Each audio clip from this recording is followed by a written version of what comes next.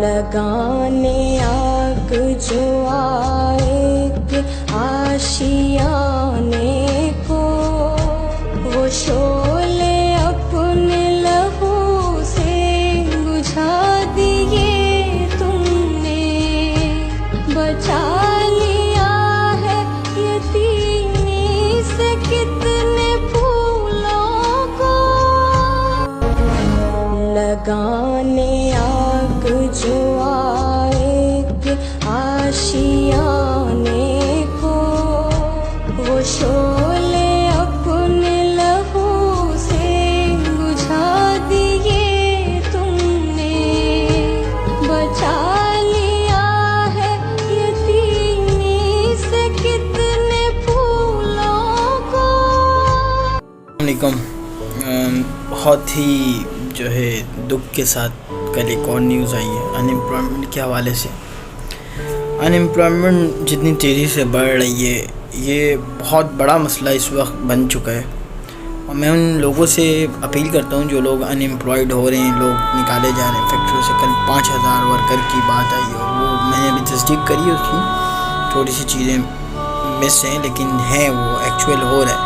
हमारी फैक्ट्री में भी बहुत सारी चीज़ें जो है, बहुत सारी इंडस्ट्रीज़ के अंदर बहुत सारी चीज़ें चल रही हैं, क्योंकि इस वक्त इंटरनेशनल काम भी बहुत स्लो है और पॉलिसीज़ आपके पास है नहीं, एनर्जी क्राइसिस आपके पास टोटल है।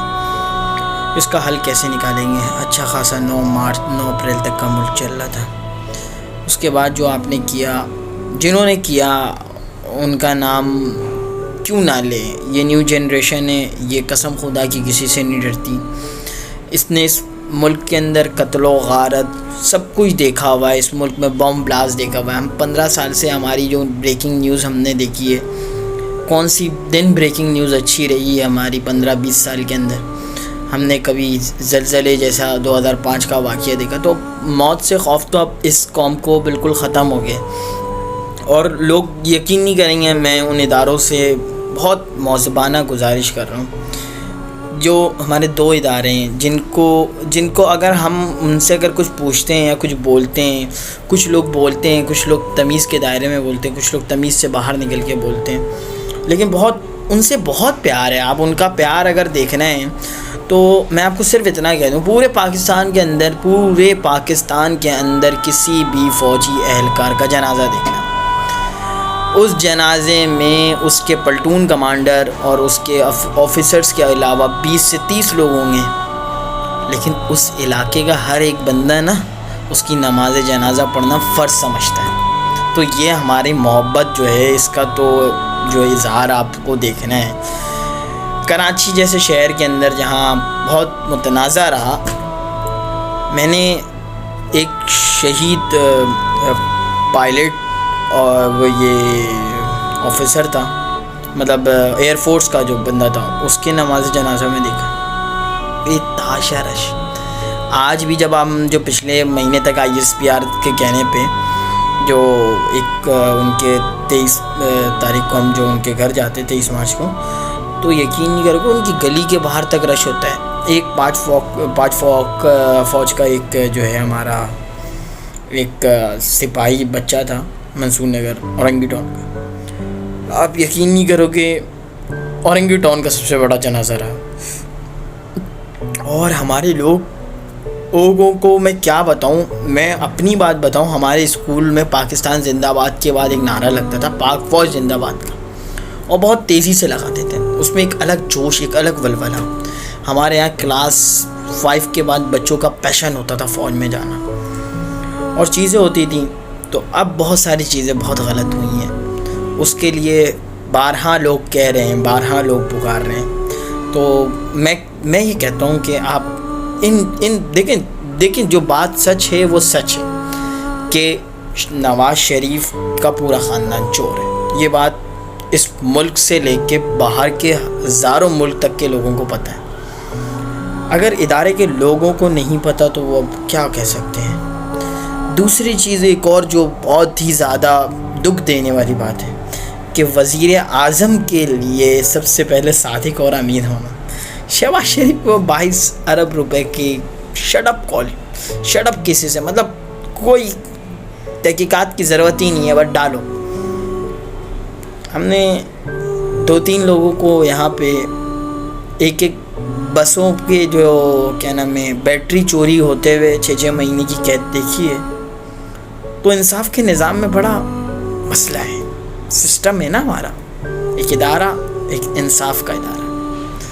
ان دونوں سے بہت لوگ جو ہے اس وقت بہت زیادہ رو رہے ہیں، شدت.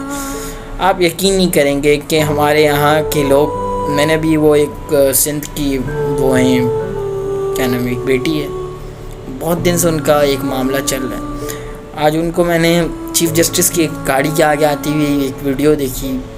مطلب سننے والے نہیں ہیں، یہ سننا نہیں چاہتے. دیکھیں اگر آپ ایسا نہیں کرنا چاہتے، ایک مووی مجھے یاد ہے، بڑی پیاری ایک مووی تھی. ایک وہ ہوتا تھا یہ کہ جو لوگ جو امریکہ کے حوالے سے وہ بنی تھی کہ جو لوگ بہت زیادہ چوری چماری کرتے تھے اور بہت لوگ خراب تھے، مطلب ریاست ان کو پسند نہیں کرتی تھی، تو ریاست ان کو اپنے علاقوں سے، اپنے ملک سے ایک باہر ایک علاقہ اور ٹریٹری بنائی ہوئی تھی، وہاں چھوڑ دیتی تھی. اب وہاں نہ کھانا تھا، نہ کچھ تھا، نہ پینا تھا. وہ مطلب وہ ایک جنگلی لوگ ہوتے تھے. تو یا تو آپ ایک ایسا ہمارے لیے ایک ایسا سسٹم بنا دیں جہاں آپ ہمیں چھوڑ دیں، نہ ہم وہاں بولیں گے، نہ ہم وہاں کچھ کریں گے، نہ ہم کچھ کھائیں گے، نہ ہم کچھ. اس نظام سے ہم بھی الگ ہو جائیں گے. یہ نظام ہمیں اور آپ نے مل کے بنانا ہے. اب بہت سے لوگ بولتے ہیں یار کیوں بول رہے ہو، یہ کیوں بات کر رہے ہو. تو یار بات نہیں کریں گے تو گٹ کے جینے سے اچھا تو ہمیں کہیں اور جانا. پھر ایسا لگتا ہے کہ اس وقت ہم پہ ہجرت واجب ہے، لیکن ہمارے باپ داداؤں نے اس ملک کو بنانے کے لیے بڑا کردار ہے ان کا. اور ہم یقین نہیں کریں گے، آج سے 5 سال پہلے تک ہم یہ نہیں سمجھتے تھے کہ ہم باہر جائیں گے. بہت بری نظر سے دیکھتے تھے باہر جا کے کام کرنے والوں. آج ہمارے بہت سے دوست، بہت سے رشتہ دار، بہت سے احباب وہاں بیٹھے ہوئے ہیں اور کام کر رہے ہیں، اور ہم ان کو پچھلے سال تک غلام کہتے تھے. کیوں؟ اور آج ہمیں لگتا ہے انہوں نے اچھا فیصلہ کیا. آج دل دکھتا ہے. ہم اس ملک کے اندر 25,000 بھی کما کے بہت خوش تھے، 5,000 بھی کما کے بہت خوش ہیں. کیوں؟ کیونکہ یہ ہمارا پاکستان، یہ ہمارا انصاف کا پاکستان. دیکھیں ہم نے جو جد و جہد کر رہے تھے اس کراچی کے لیے، اس ملک کے لیے، اس جد و جہد میں ہمیشہ سے ہم نے ایک ہی چیز سوچا تھا کہ ہمیں حق ملے. اور چلو ٹھیک ہے کراچی کو حق نہیں ملتا، اب تو وفاق کے اندر جو حق کا ڈاکہ ڈالا گیا، جو سچ ایک 3 سال ہمارا اچھا سفر رہا ہماری انڈسٹری. آپ ساری سروے رپورٹ دیکھ لیں، کیلپ کا دیکھ لیں، ساری چیزوں کا دیکھ لیں. اب کوئی لوگ نہیں ماننا چاہتے تو وہ نہیں مانے نا. اب وہ کہتے ہیں کہ یار قرضہ زیادہ لیا. ابے بھائی قرضہ لینا تھا تو ہی ملک صحیح چلنا تھا، ورنہ جس طرح سے یہ جس سچویشن میں یہ چھوڑ کے گئے تھے. چیف جسٹس کی ایک وہ ریمارکس ہے کہ ملک تو دیوالیہ ہو گیا ہے عمران خان کے ٹائم پہ ہی. اور یقین نہیں کریں گے یہ 2 سال جیسے گزرے ہیں کووڈ کے. میں یہ کہتا ہوں کہ یہ کووڈ کے ٹائم اگر خان صاحب نہیں ہوتے تو یہ ملک کب کا ختم ہو چکا ہوتا. باقاعدہ کہ میں خان صاحب کا ایک ڈائی ہارڈ فین ہوں. ایک ان کی چیزیں اچھی ہیں جو ہیں بھائی. محمد صلی اللہ علیہ وسلم کے لیے میں نے 2005 سے آواز اٹھائی جب ان کا خاکہ والا مسئلہ ہوا تھا فرانس سے. میں نے قسم خدا کی اس وقت نواز شریف، زرداری سب کی حکومت ہوا کرتی تھی. ہم بہت دور سے آیا کرتے تھے گاڑیوں میں بیٹھ کے. ہماری جد و جہد کیا ہوتی تھی؟ گاڑی میں بیٹھ کے تبت سینٹر سے، قائد اعظم کے مدار سے تبت سینٹر، وہاں ہم حکمرانوں کو جھنجھوڑتے تھے. اللہ مرحوم منور حسین صاحب کو. آج جو وہ بات اس ٹائم کہہ کے گئے تھے، آج وہ باتیں سچ ہو رہی ہیں، لیکن آج ان کے سپورٹرز وہاں نہیں کھڑے ہوئے. بڑا دکھ ہوتا ہے. باتیں ہوئی ہیں، انہوں نے کہا نہیں ہم دیکھیں ہم نظریاتی طور پہ آپ کے ساتھ ہیں لیکن مخالفت نہیں کریں گے. لیکن ہم مخالفت کے لیے ہم کہیں نہ کہیں سے ڈھونڈ کے کوئی چیز لا کے کھڑی کریں گے ضرور. تو سوچنا ہوگا، سمجھنا ہوگا کہ کیا ہم 70 سال سے جیسے جی رہے ہیں ویسے ہی جینا ہے، یا وہ 3 سال بہتر تھے، یا پیچھے کے جو ہمارے 70 سال رہے ہیں وہ. کیونکہ اس سال پاکستان 75 سال کا ہو جائے گا. اور 75 سال والے جو ملک ہیں جو آزادی لے چکے ہیں، آپ ان کی جا کے ذرا چیزیں چیک کریں اور اپنے ملک کی چیک کریں. آپ ترکی چیک کر لیں، آپ اس کے بعد بنگلہ دیش چیک کر لیں، آپ اس کے بعد انڈیا چیک کر لیں، آپ اس کے بعد ابھی جو وہ ایک اور مسئلہ ہوا ہے، جو ایک پرسوں جو ایک کانفرنس ہوئی ہے اس میں پاکستان کو بلایا نہیں گیا. چائنا کے اندر آن لائن کانفرنس تھی برکس کی. خیر اس کے حوالے سے تو ایک بہت بڑی چیز ہے, بہت بڑی ڈسکشن ہے. تو اس ملک کو کون چلانا چاہتا ہے اور کون چلائے گا؟ اس ملک کو میرے حساب سے عوام کو چلانا چاہیے, اور مجھے یہ لگتا ہے کہ اب تک اس ملک کو عوام نہیں چلا رہی تھی. اگر عوام چلا رہی ہوتی تو یہ ایسا نہیں ہوتا نا. تو بس میرا اتنی سی گزارش ہے آپ لوگوں سے کہ یہ الیکشن ہماری نسلوں کا فیصلہ کرنے والی الیکشن ہوگا. اس کے اندر باہر نکلیں, ووٹ دیں, اور بس اتنا کہتا ہوں, حق اور سچ کی بات کریں, چاہے اس میں اپنا فائدہ ہو یا نہ ہو. جزاک اللہ.